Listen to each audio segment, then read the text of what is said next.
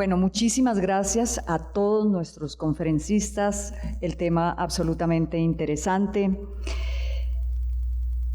Llegamos al momento del panel de discusión. Vamos a hacerle un llamado muy especial al doctor Gerald Corzo, Fabio Rubiano, al doctor Gustavo Herrán, al doctor Diego Gutiérrez y Karel Sánchez, que nos acompañen aquí en el escenario para comenzar este panel. El panel va a ser moderado por el doctor Alfonso Rodríguez Díaz. El doctor Rodríguez Díaz es ingeniero civil de la Universidad Escuela Colombiana de Ingeniería Julio Garavito, con estudios especializados en hidrología del Centro de Estudios y Experimentación CEDEX del Ministerio de Obras Públicas y Urbanismo Español, MOPU. Tiene amplia experiencia en la dirección de proyectos relacionados con los recursos hidráulicos y el medio ambiente.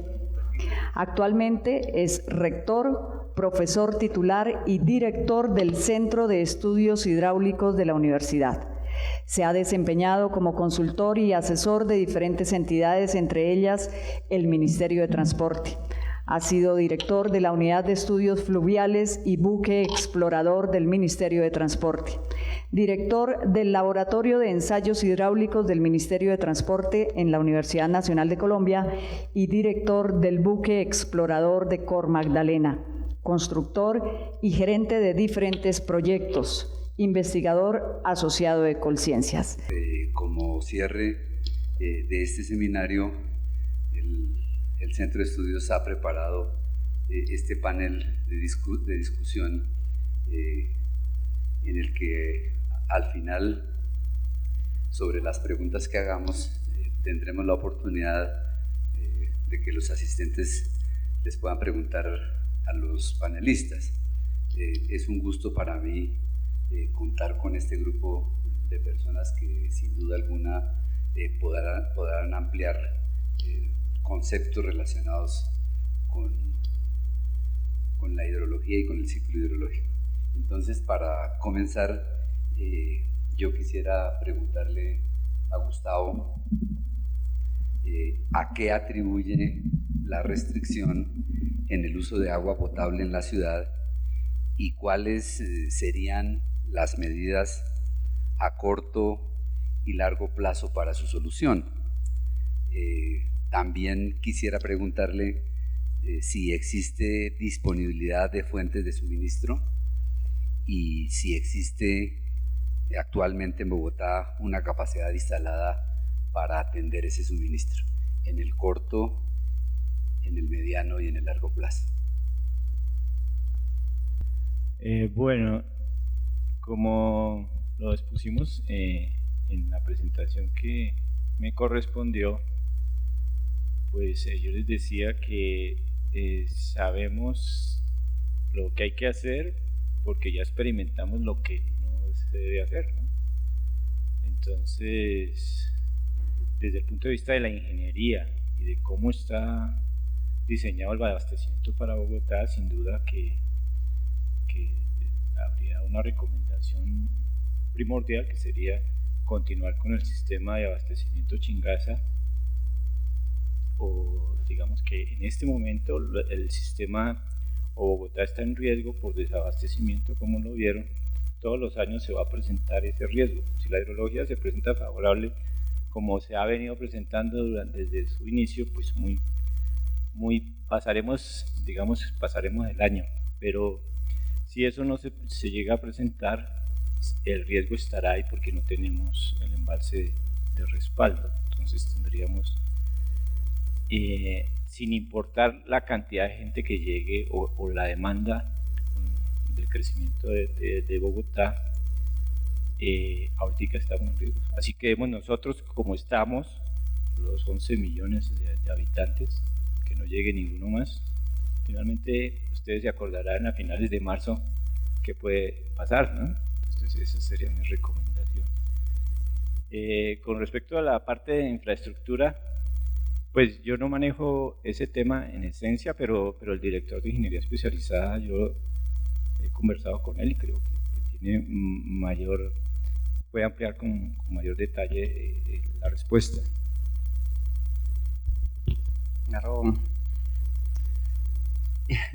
Sí, a ver. Sí, la capacidad instalada de la empresa tiene suficiente capacidad instalada en las plantas de potabilización. Si la pregunta va dirigida hacia la potabilización y suministro del agua, nuestros túneles que bajan de Chuza hacia San Rafael tienen cerca de 22 metros cúbicos por segundo de capacidad, es decir, tenemos suficiente capacidad. Se está ampliando Wiesner y se está ampliando Tibitoco, ¿sí? Tibitoco va a quedar con una capacidad instalada de 10.5 y Wiesner tiene 13.5. Entonces, tendríamos suficiente capacidad. ¿Cuál es el problema? Que la hidrología sea confiable en todo momento, ¿sí? Si se presentan épocas de sequía, tendríamos o sufriríamos para que esa capacidad instalada pueda tratar el agua. Pero la capacidad instalada está. Lo que necesitaríamos sería aumentar la regulación para que esa capacidad instalada pueda funcionar y hacer una gestión de la demanda también. Digamos, si nosotros gestionamos la demanda, tendríamos la posibilidad de aprovechar mejor digamos, la hidrología, y en eso la empresa está trabajando fuertemente también. Entonces diríamos, Diego, que entendiendo su respuesta, el problema no es de infraestructura, sino más bien cómo se mejora la disponibilidad del recurso hídrico, de cómo se hace más eficiente, porque hemos entendido que proyectos prioritarios para disponer del recurso hídrico no se atendieron, a pesar de que, como usted lo menciona, se tiene una infraestructura disponible. Exactamente, o sea, el razonamiento que estamos viviendo es porque nuestro sistema Chingaza está en depresión. O sea, lastimosamente quedó por debajo de la curva guía y no podemos sacarle más. En el sistema norte tenemos bastante agua, ¿sí? Pero no podemos potabilizar toda esa agua porque el sistema quedó dependiendo del sistema Chingaza. Es decir, la infraestructura que tenemos es suficiente. ¿Qué nos haría falta? Yo comentaba en la presentación que el abastecimiento es oferta y demanda, ¿sí? Oferta y demanda. Nos faltaría robustecer la oferta hidrológica en el principal sistema de Chingaza para que pueda soportar periodos largos, prolongados de sequía, y así poder garantizar de manera continua el suministro de agua. De acuerdo. Y entonces, para complementar la respuesta que nos ha dado Diego y Gustavo, y teniendo en cuenta, digamos, el cambio radical que tenemos que hacer en la parte conceptual, en el manejo de la información, en el estudio de la hidrología, porque aparecen escenarios totalmente diferentes. En lo que todos mencionamos es el cambio climático. Yo quisiera preguntarle a Gerald, quien, como saben, lidera las investigaciones que tienen que ver con esta transformación de la atmósfera, que de acuerdo con su experiencia nos contara qué le haría falta al país, tomando como referencia lo que acabamos de comentar de la empresa de acueducto, y cuáles podrían ser las iniciativas desde su punto de vista para afrontar lo que denominamos ahora el cambio climático, que seguramente lo colocamos en un contexto, pero probablemente puede tener implicaciones mucho más grandes. Bueno, muchas gracias. Yo no creo que haya una respuesta tan fácil para esa pregunta de que hay una solución mágica. Tal vez pensaría en siempre hay espacios de investigación que hacen falta. Creo que apoyar más la investigación de los recursos hídricos, apoyar a la academia. Sí, en términos específicos de ciencia, hay una área en este momento que hace falta trabajar mucho, que es esa interrelación entre la atmósfera y la hidrología. Y yo creo que esos elementos, de hecho con Karel teníamos unos diseños de buscar nuevos conceptos de ríos voladores que iban más allá de solo pensar en estas corrientes grandes, sino también mirar un poco más de qué manera elementos pequeños los podríamos identificar y ver esos transportes para pronosticar mejor y a detalle lo que nos espera en un momento dado, mejorar nuestras predicciones de una manera que combinemos la atmósfera y la hidrología. Para el resto creo que no hay una solución única. Sí, porque por las respuestas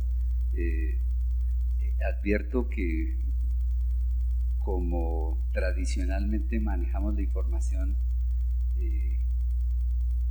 pensábamos en condiciones reactivas. Hoy la condición actual del medio y con la información que tenemos nos lleva de una manera importante a pensar en la predicción, y creo que en este momento tenemos toda la información o información suficiente para hacerlo. Y qué bueno entonces que el sector público y el sector privado interactúen con la academia, ¿no es cierto?, en este trabajo.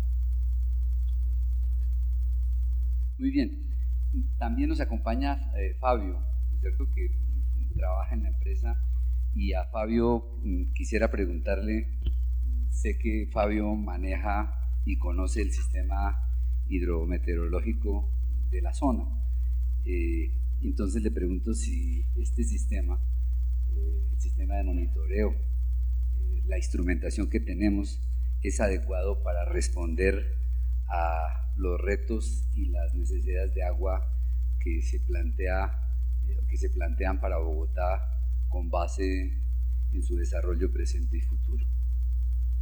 Bueno, buenas tardes ya para todos.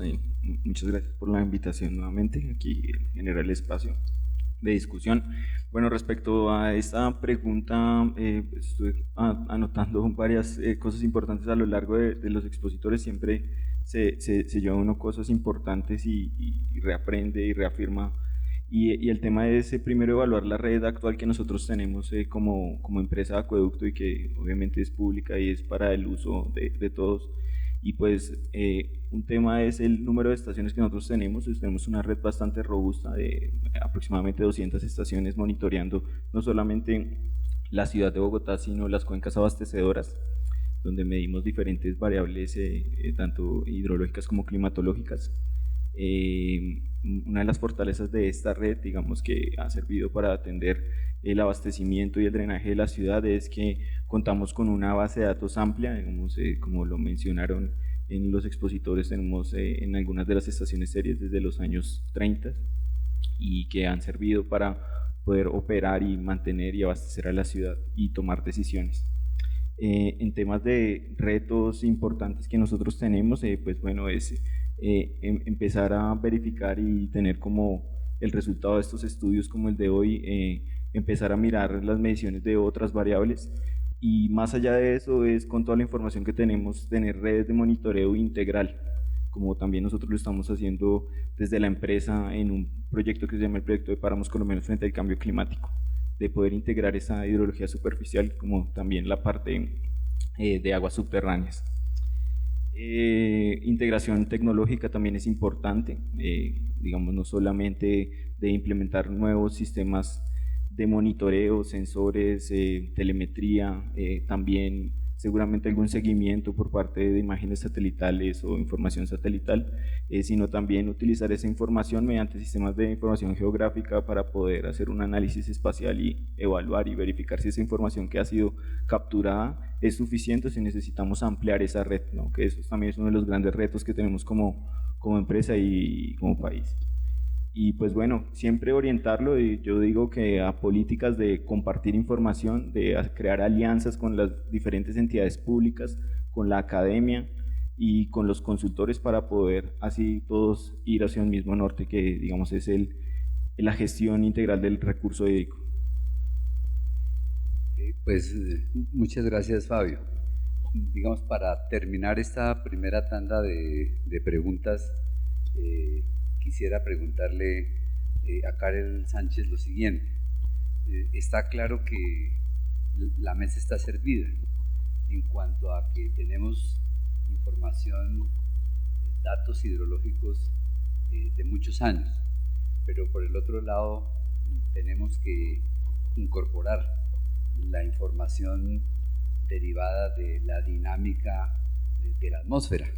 Entonces, quisiera preguntarle qué podría concluir de los análisis de flujos atmosféricos que se han realizado en términos de sus posibles incertidumbres futuras y qué piensa que se puede hacer para mejorar nuestras estimaciones de estos transportes, que sin duda alguna van a afectar la disponibilidad del recurso hídrico. Muchas gracias. Pues respondiendo a esa pregunta, siempre pues es bien sabido que cualquier medición, ¿sí? Cualquier producto de un modelo pues va a generar su incertidumbre. En este caso pues los modelos, prácticamente en el modelo que nosotros desarrollamos y la fuente de datos, tratamos de hacer una validación, ¿sí? Para poder prácticamente mirar en qué grado de incertidumbre y qué tan confiables pueden ser nuestros datos. Sin embargo, pues obviamente es necesario, por ejemplo, robustecer la parte de instrumentación para las validaciones en campo. Más que todo, pues si recordamos la presentación del Amazonas, hay bastante incertidumbre frente a la evapotranspiración. Si queremos llegar como a esa unión de modelos, ¿sí? Normalmente desde cualquier análisis hidrológico pues se analiza o la superficie o el agua subterránea o el agua atmosférica. Sin embargo, pues esa interconectividad de modelos, esa hibridación de modelos va a generar un traslapo y una magnificación de incertidumbre, y pues ahí viene como tal la fortaleza en la red de instrumentación, y también mirar de qué forma se pueden utilizar técnicas que puedan limitar o puedan optimizar como tal el modelo. En este caso, lo que mencionaba el doctor Lleral a lo último, mirar de qué forma, otra perspectiva, podemos evaluar el mismo fenómeno y poder producir o poder descifrar muchos más detalles referente al fenómeno a hablar. Eso, pues digamos, ahorita lo que es inteligencia artificial, aprovechar todas esas herramientas, nos permitirán poder evolucionar los modelos y asimismo optimizar ese sesgo que naturalmente cualquier modelo conceptual puede generar. Bueno, vamos a proceder a hacer las preguntas que me han llegado de los asistentes, y pues los panelistas tendrán toda la libertad para responder con base en lo que voy preguntando. Nos pregunta Joshua Rendón Algecida de la Universidad Nacional de Colombia, sede de Bogotá, que para Gustavo Herrán particularmente, que cuáles serían las consecuencias tanto positivas como negativas para la población, el medio ambiente, el ecosistema de páramo, si se construye el embalse de la playa. Sí, un saludo para Joshua. Sí. Bueno, ese es un tema, y dentro de la presentación yo lo dije, es un tema que hay que, digamos, tendríamos que emplazarlos a ustedes para un nuevo coloquio donde participen expertos en el tema específico de los impactos que puede producir sobre el ecosistema de páramo. Lo cierto es que finalmente nosotros nos estamos centrando en proteger el sistema de páramo, que sí, es muy válido, pero en la exposición que tuvimos acá se ve claramente que si nosotros podemos proteger el sistema de páramo todo el tiempo, pero si la Orinoquía desaparece, inevitablemente desaparece el páramo. Están totalmente relacionados, y digamos que dentro de los alcances de esta investigación es una conclusión que puede iniciar para el nuevo coloquio. Entonces, aquí lo estamos todo viendo desde el punto de vista de la ingeniería, cómo se ha manejado el sistema, los beneficios del sistema, algo que ya pagaron la ciudadanía, sus abuelos, sus padres ya pagaron todo la infraestructura, los túneles ya están. Solamente hay que construir un embalse, no hay que construir un proyecto nuevo. Si quieren Si quisieran construir un proyecto nuevo, tienen que hacerlo completo, o sea, tienen que hacer embalse, túneles, transporte, planta de tratamiento y traerlo por otro sector. Y todo está diseñado digamos, los diseños de ingeniería están hechos para que Bogotá drene de oriente a occidente, es decir, todo entra por el oriente y descarga hacia la ciudad, hacia el oriente por gravedad. O sea, si quisiéramos, eso ya lo hemos analizado y se vio claramente ahorita en el relacionamiento que cuando empezamos a traer agua, por ejemplo, del norte, la línea de energía cae y hay barrios del occidente, del noroccidente de Bogotá que no les puede abastecer agua. Todo está diseñado. Recuerden ustedes que hay un túnel, que es el túnel de los Rosales, que atraviesa los cerros orientales. Ese túnel es el que está surtiendo de agua a la ciudad en ese sentido. Cuando se cambian los sentidos habría que, digamos, levantar toda la ciudad para volver a meter nuevamente tuberías y eso. Todo eso hay que analizarlo y hay que discutirlo y digamos que yo celebro que se inicie esa discusión, porque finalmente lo que yo veo es que los ingenieros antiguos comprendían con mayor detalle la relación entre el hombre y la naturaleza, porque si bien el proyecto Chingaza, como está actualmente con embalse, con estudios que ya mandó a hacer la empresa, hace 10 años hicieron estudios con la Facultad de Ciencias de la Universidad Nacional, donde se ve que los impactos que creó el sistema Chingaza, digamos que el ecosistema mejoró en calidad. Todos esos parámetros hidrobiológicos que miden ellos no muestran ninguna variación notoria, además mejoraron. Y eso tiene una explicación lógica, porque adicionalmente el hecho de que esté el embalse allá genera humedad y genera lluvias recicladas que van ayudando al ecosistema. Y otro tema es, digamos que es mejor usar el páramo que dejarlo. Digamos, la mejor forma de conservarlo es usarlo, decía un amigo. ¿Sí? ¿Por qué? Porque si ustedes analizan, la presencia de la empresa ya es la que finalmente ha mantenido el páramo y el ecosistema en buen estado. Digamos, yo recuerdo en temporadas secas muy prolongadas hubo conatos de incendio. Finalmente, ¿quién fue a apagar los incendios? Pues el personal de la empresa. El personal de la empresa se desplazaba y controlaba esos incendios. Eso es otra cosa que hay que tener en cuenta, que cuando hay una segunda sequía prolongada, pues desaparece también, digamos, la cobertura vegetal. De eso se ha encargado la empresa y por eso compró los predios, para evitar la intervención antrópica y garantizar no solamente no tanto la cantidad, porque la cantidad sabemos dónde está en la atmósfera, sino la calidad del agua. Entonces los bogotanos tenemos derecho de tomar el agua con esa calidad que hay allá, porque ahora llegaron aquí a decir en discusiones que tendríamos que más bien coger el río Bogotá, tratarlo y tratar las aguas residuales y después potabilizarlas y volvernos a tomar, pero nosotros tenemos todo el derecho de tomar agua de la mejor calidad del mundo. Esos conceptos vienen de del exterior, donde ellos hacen eso. Digamos que el experto que explicaba eso decía, no, si es que nosotros tomamos agua que pasa por 7 riñones, y pues si serán ustedes, pero nosotros somos ricos en agua y tenemos la mejor calidad aquí, porque no la vamos a tomar, hombre, porque tenemos que tomar el agua del río Bogotá y reciclarla. ¿Sí? Yo la verdad, para mí eso, digamos, es una locura. O sea, hay unos conceptos delirantes que finalmente veo que si la sociedad no se entera de la riqueza que tiene acá y aborta proyectos como los que generaron los ingenieros antiguos, pues finalmente, digamos, desde el punto de vista hidrológico, ya les comenté qué podría pasar. Entonces no sigamos con este cuento. Muy seguramente en 25 o 26 vamos a tener otra vez la angustia y la zozobra de que no vamos a tener suficiente agua en abril. Pues hagamos el embalse, disfrutemos del agua de buena calidad y listo. Hasta ahí va. Muchas gracias.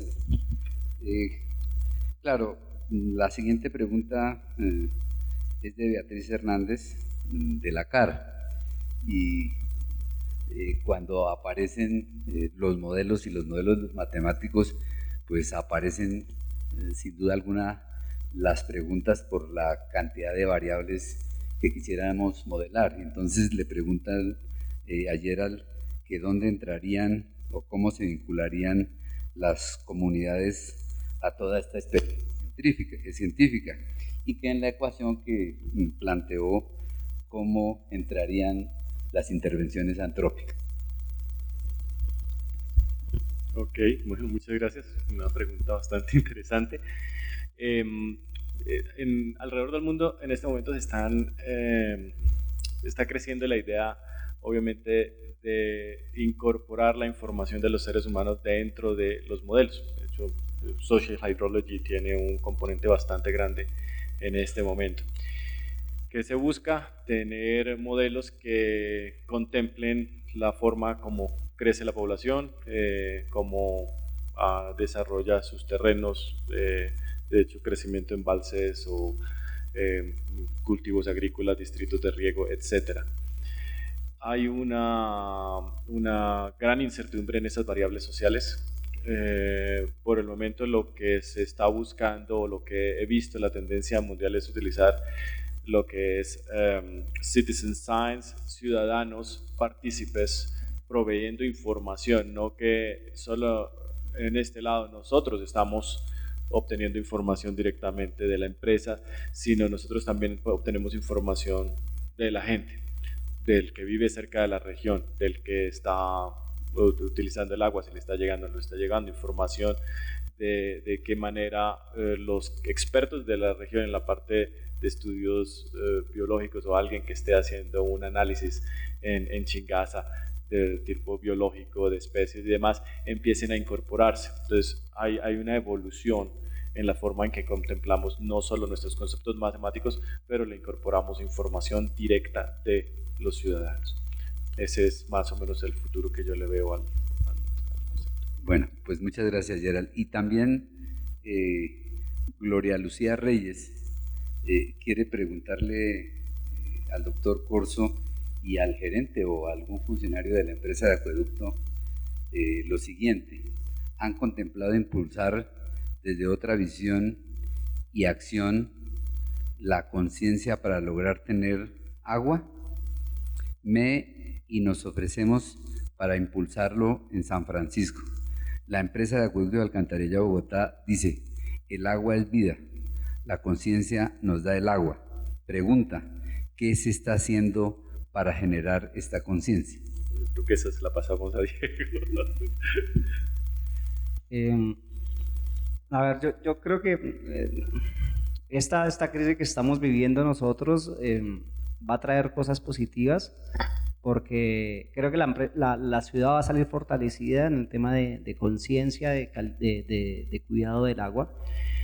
Y digamos, nosotros tuvimos un racionamiento en el 97 cuando los túneles de Chingaza se cayeron, y en la época de la alcaldía de Antanas Mocus fue necesario generar un proyecto de racionamiento, y como él era un docente, un pedagogo, empezó con el tema de la cultura ciudadana para que la gente ahorrara agua. Ese programa, más un programa que hizo la empresa de gestión de presiones en las redes de acueducto para bajar las presiones y evitar las pérdidas, hizo que en el 97 nosotros consumíamos 18 o 17 metros cúbicos por segundo y atendíamos 5 millones de personas. Hoy producimos 17.6 metros cúbicos por segundo y atendemos 10 millones de personas.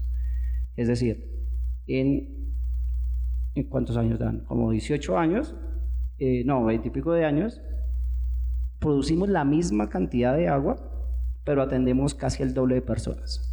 Pasamos de una dotación de 270 litros habitante día a 125 litros habitante día. ¿Cuáles fueron las claves? Un esfuerzo técnico de la empresa de bajar presiones, el plano de presiones dentro de la red de distribución, pero también un programa de concientización del agua. La las personas empezaron a ser mucho más racionales con el consumo del agua.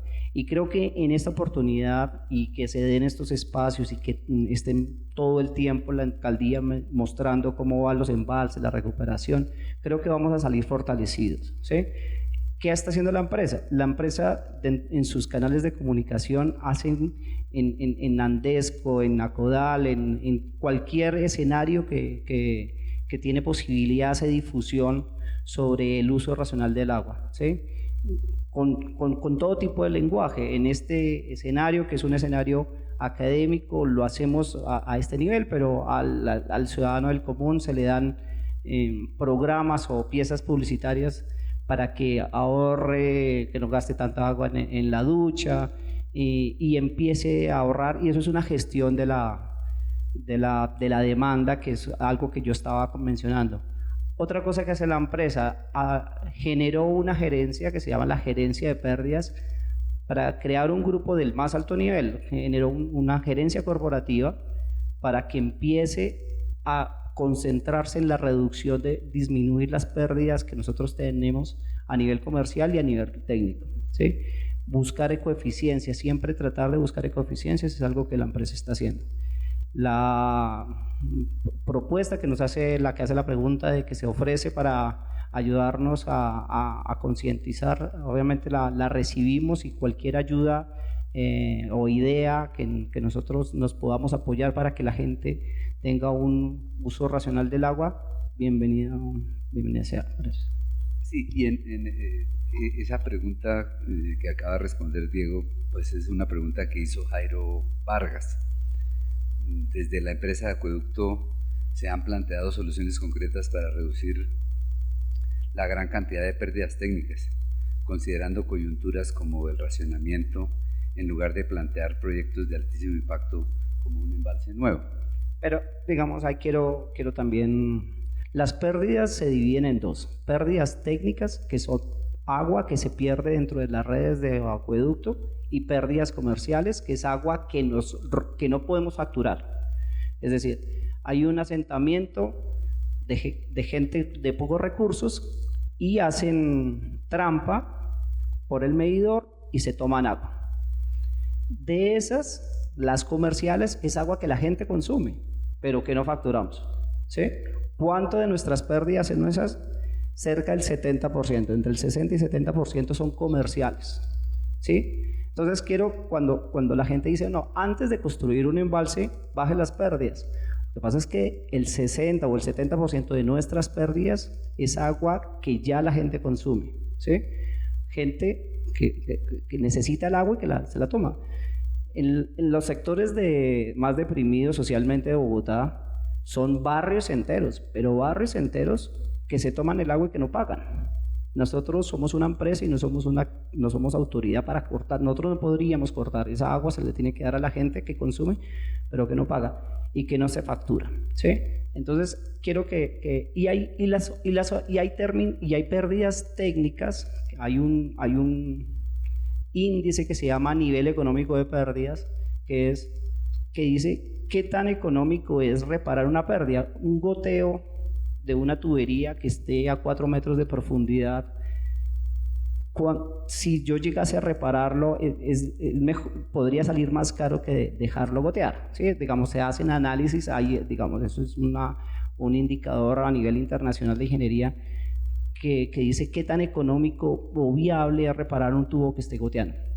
Entonces, eso es algo que me parece importante dejar, que buena parte de nuestras pérdidas son pérdidas que la gente ya está consumiendo, pero que no hemos tenido la posibilidad de facturar.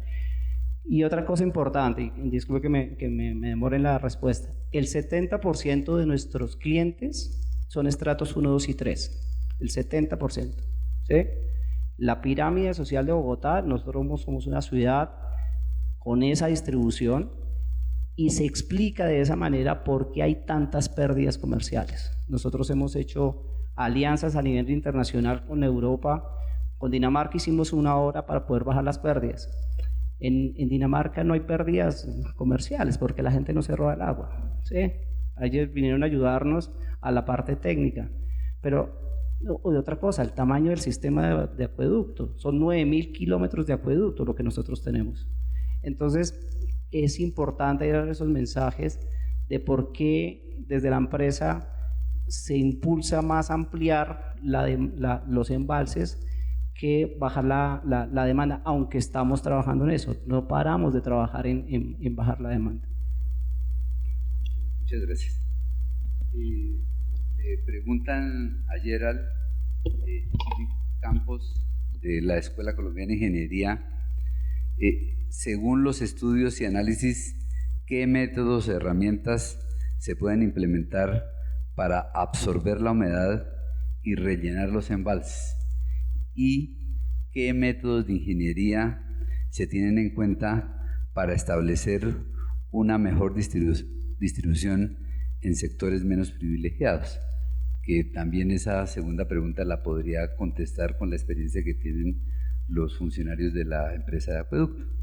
Ciertamente, algunas preguntas específicas asociadas al sistema, creo que los que podrían contestar tal vez son Gustavo y Diego. Con respecto a los sistemas de embalses, pues hay todo tipo de técnicas con respecto a permeabilización. Hay sistemas basados en la naturaleza que son hechos para zonas rurales, para ayudar a las zonas agrícolas.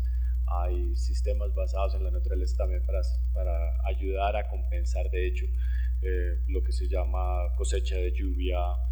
Hay todo tipo de sistemas. La mayoría de los sistemas basados en la naturaleza son sistemas que de hecho son muy buenos, pero no cumplen con una capacidad muy grande. La cantidad de agua que usted puede retener es mínima. Afectar o modificar el suelo para que cumpla con ciertas condiciones específicas ya es una alteración natural per se. Entonces termina uno afectando un poquito más al sistema de lo que es normalmente. Tal vez mencionar un caso interesante de un profesor de la Universidad de Texas en una conferencia de cambio climático en Costa Rica. Mencionó en algún momento, alguien mencionó que por qué no recargaban los acuíferos, y él dijo, mire, nosotros en Estados Unidos tenemos mucha experiencia en eso, hemos cometido muchos errores, es bueno, pero hay que trabajar muy bien, hay que hacer un estudio muy detallado, porque la calidad del agua que usted tiene dentro de su sistema de agua subterránea tiene unas propiedades específicas, y si usted la altera, puede hacer un daño muy, muy grande. Entonces, no es que no se pueda, pero hay que hacerlo con mucho cuidado y con ciertas características. ¿Listo? Tal vez no sé si la otra parte de la pregunta. Por favor, tendría que recordarme la pregunta. No, ¿qué estrategias utilizan aquí en Bogotá particularmente para favorecer a las zonas menos privilegiadas? Y entiendo yo que es en el caso del suministro de agua potable. Perfecto. Digamos que en esto hay que hablar de un tema interesante que son los proyectos de expansión de la empresa. Cuando se construyó el sistema Chingaza, ustedes recuerdan en la explicación que les dimos, el anterior proyecto era Tivitop. Entonces, el norte de Bogotá se abastece a través de Tivitop. Pero como les dije en la anterior respuesta, el sur de Bogotá, al sur de Bogotá le llega agua a través de un proyecto gigantesco que se generó a finales de los años 80, que fue el Bogotá 4, que era llevar agua a Ciudad Bolívar. Recuerden ustedes que Ciudad Bolívar no tenía agua. O sea, los sectores de la ciudad más deprimidos eran esos.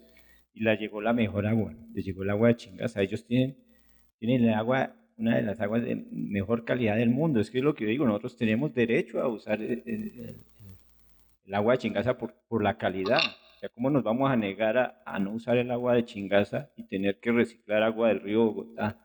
Digamos que eso ya suena delirante, no sé,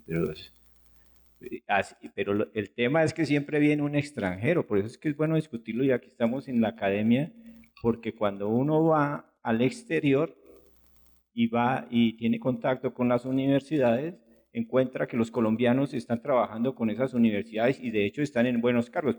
Muestra un botón aquí, Gerard, ¿sí? O sea, nosotros vendimos este proyecto porque nos apoyaban los holandeses. Finalmente, el holandés aquí lo tienen, es un colombiano cucuteño.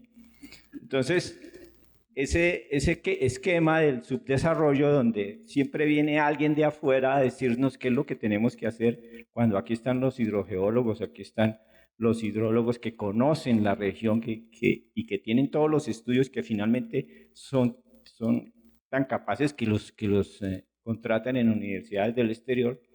Entonces, ese no se tiene en cuenta el que viene, pero el que viene con lo de él. Entonces, ¿cómo es posible que venga a decir, mire, es que yo en nuestro país podemos tomar agua con 7, que han pasado por 7 riñones? Él quería decir, mire, 7 plantas de tratamiento de pueblos a aguas arriba donde yo vivo y yo me tomo esa agüita. Y no, pero es que nosotros estamos a 2.600 metros de altura y tenemos derecho a tomar el agua de mejor calidad así que nadie la haya tocado.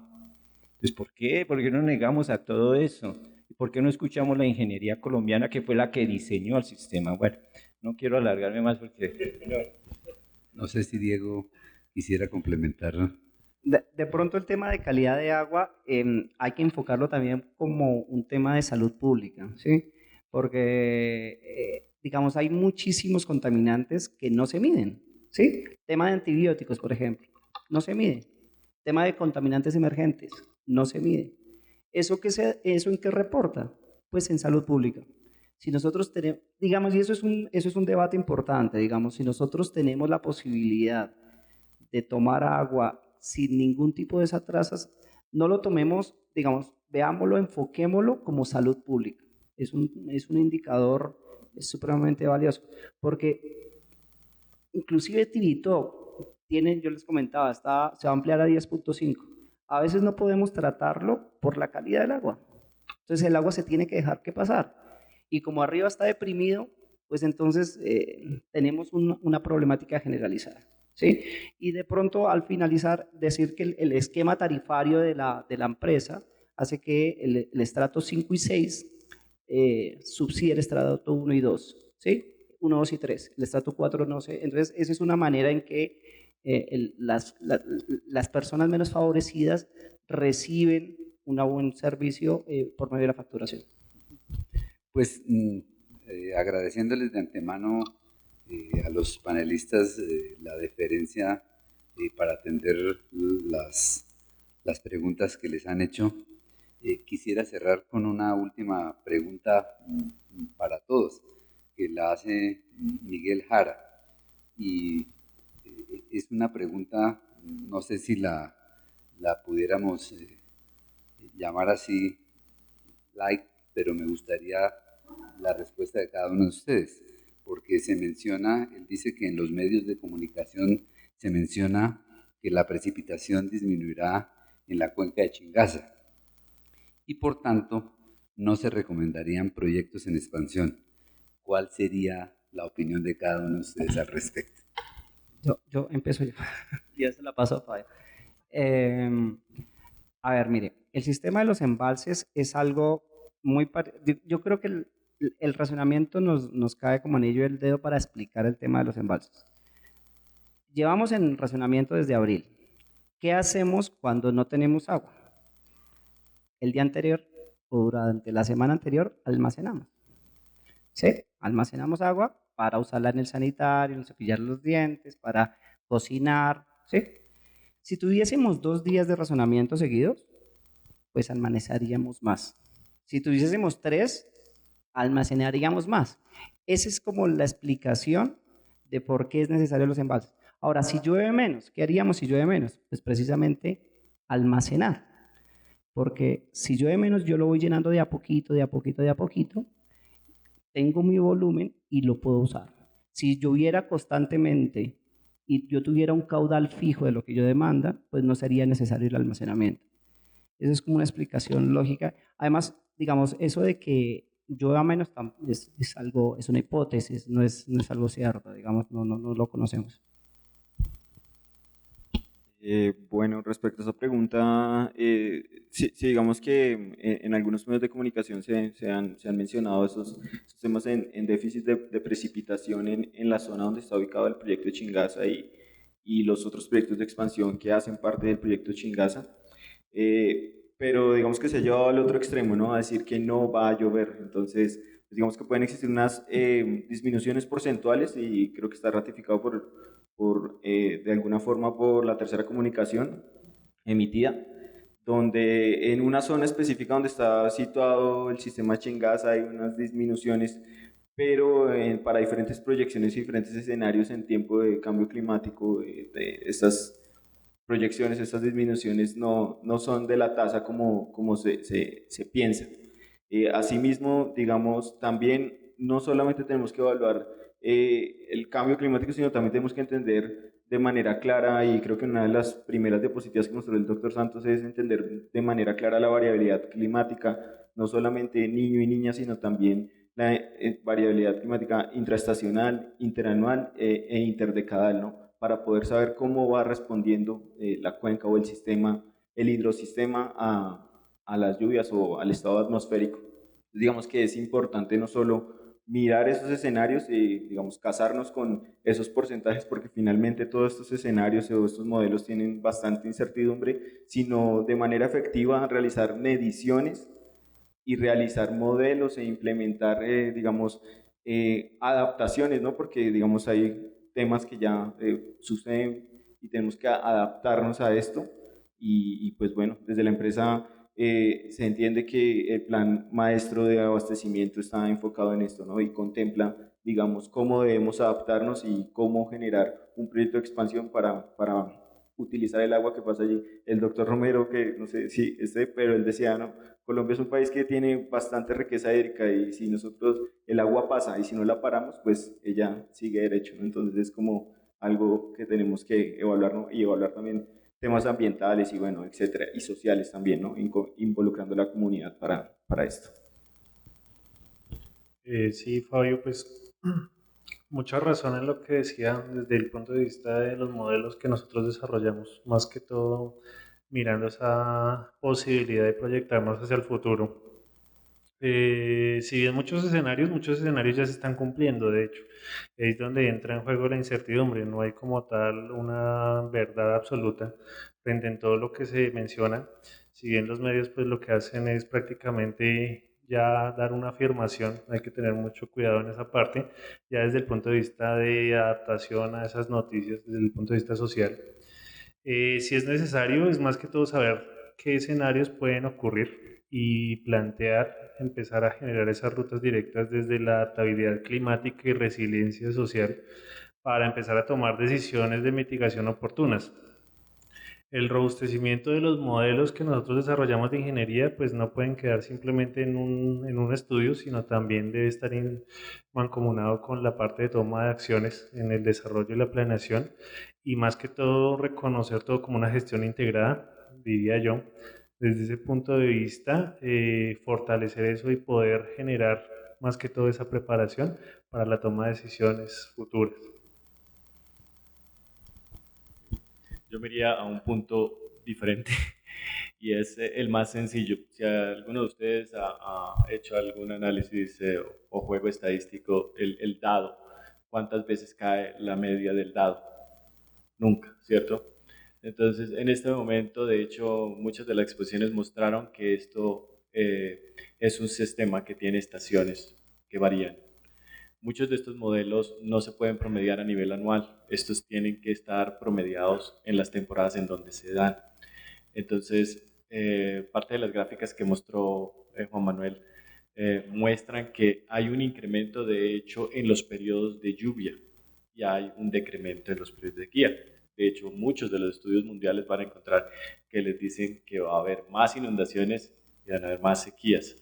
Van a haber inundaciones más intensas y van a haber probablemente sequías más largas, prolongadas. ¿A qué nos lleva eso? A que probablemente yo me iríamos, como científico, lo primero que haría sería hacer un análisis mucho más detallado espacio-tiempo. Tal vez mi sesgo a intentar mirar estos fenómenos. Pero la segunda me iría un poquito hacia lo que estaba mencionando Diego. Si vamos a tener una gran cantidad de agua, de hecho, hasta cierto punto es empezar a mirar ese balance, cómo lo podemos compensar, porque el balance va a existir. O sea, al final de cuentas no es que de repente va a desaparecer el sistema atmosférico, vamos a tener probablemente cambios en el sistema atmosférico que implicarán que en ciertas temporadas puede que tengamos menos agua, pero en otras, ustedes lo han visto, en Bogotá hay una cantidad de fenómenos, de eventos extremos de lluvia que están generando caos en la ciudad de vez en cuando. Entonces yo me iría más por pensar desde esa perspectiva. Bueno, yo participo de la idea de Gerard. Es muy importante la pregunta, me parece una pregunta muy apropiada para profundizar en este tema. Ustedes ya lo vieron en las exposiciones de esta mañana. Todo depende de la astronomía y la ubicación de Colombia frente a esa astronomía y frente a la dinámica planetaria de vientos es privilegiada. Llévense en eso para la casa. Nosotros somos ricos en ese tema. Y lo mostramos aquí, Gerard lo mostró, el ingeniero Karel también lo mostró. Y adicionalmente, digamos, las afluencias, el sistema Shingaza está diseñado para 10.5. Actualmente las afluencias de 57 años están en 10.89. Los promedios móviles están aumentando. Entonces, cualquiera que diga que tenemos una serie de 57 años hasta el día 2024 y de un momento a otro trace una línea que baja a cero, eso no tiene lógica dentro de los análisis estadísticos, dentro de la ingeniería. ¿Quién puede garantizar eso? Es que el tema ahorita son los medios de comunicación, y no los medios, sino las redes sociales.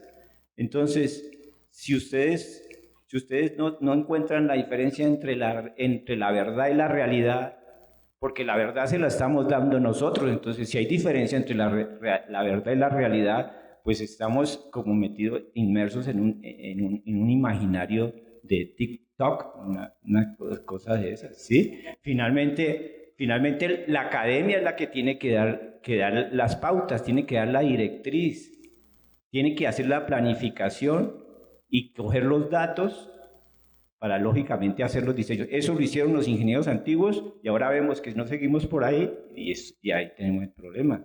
Pues no nos creamos ese cuento. Eso es como profetizar. Ustedes se van a quedar sin agua. ¿De dónde acá si la ciencia dice que no? No escuchen el TikTok, escuchen esto y lléveselo para la casa. ¿Sí? Esa es mi respuesta. Pues muchas gracias. Pues muchas gracias a los panelistas y a todos los presentes en este seminario. Lo que está claro para nosotros es que sobre la base de los desarrollos matemáticos hoy tenemos toda la información. La ecuación fundamental de la hidrología seguirá, por lo menos en los modelos que utilizamos, seguirá siendo la misma. Lo que pasa es que hoy incorporamos muchas más variables y la incorporación de esas variables nos permite tener análisis y predicciones más certeras, a diferencia de lo que hacíamos antes, donde los periodos de tiempo que utilizábamos en la modelación eran mucho más largos. Entonces, en ese sentido, nos hemos transformado, pero nos hemos transformado para bien, para mirar en el momento que corresponde cómo debemos hacer el uso del recurso hídrico. Así que muchas gracias a todos y ya estaremos en un nuevo seminario encontrándonos con todos ustedes. Muchas gracias.